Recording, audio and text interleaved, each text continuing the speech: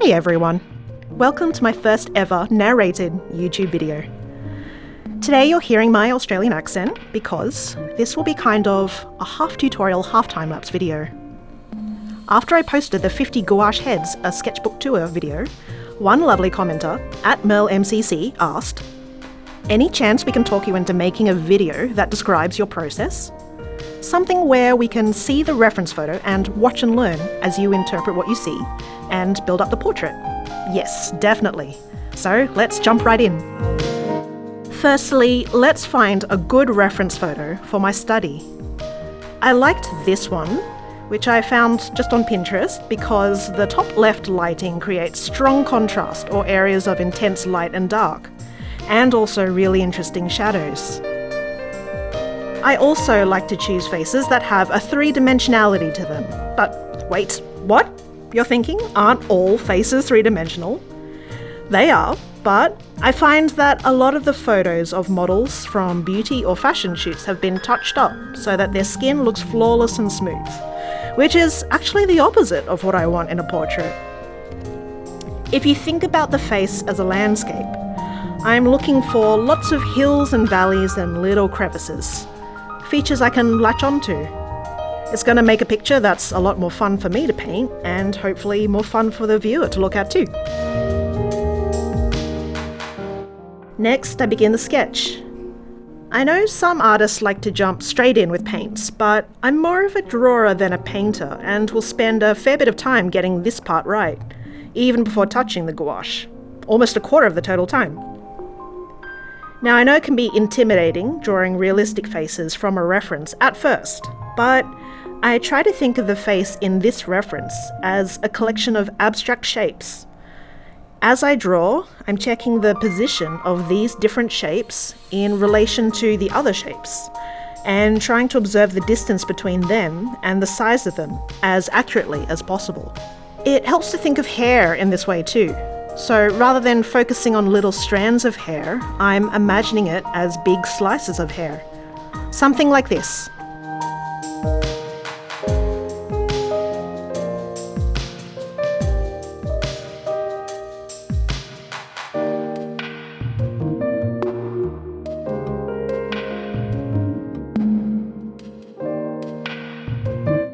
Once I'm at the stage where I'm happy with the sketch, I start painting.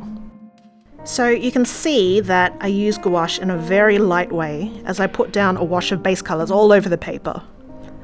I use a lot of water to dilute the paint on my brush, so it helps to use a paper that can handle getting wet. I'm using 300 GSM watercolour paper with a bit of a rough texture. As for brushes, I usually begin with a pretty wide square brush and loosely block in large areas of colour.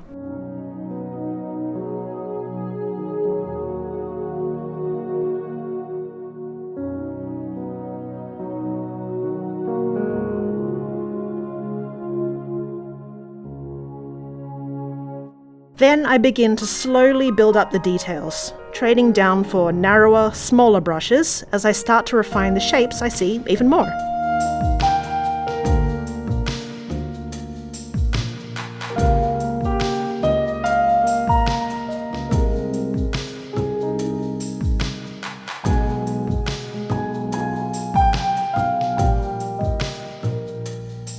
By the time I start honing in on details like individual eyebrow hairs or eyelashes or the crease of her lips, I'm using a long, very thin brush.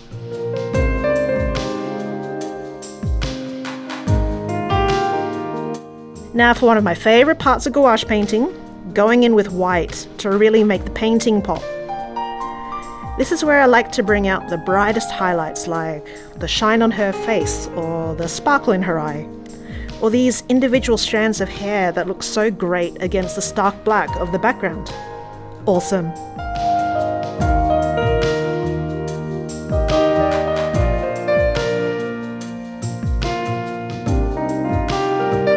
And here comes my other favourite part, removing the masking tape. Let's watch this at normal speed. Such a crisp border. Does anyone else find this so satisfying to watch?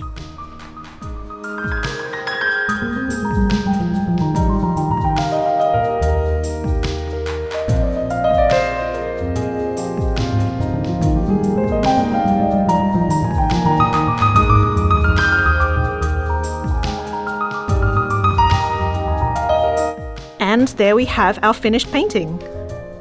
Thanks so much for watching. If you have any requests for future videos that you'd like to see, drop them in the comments. Okay? See you next time.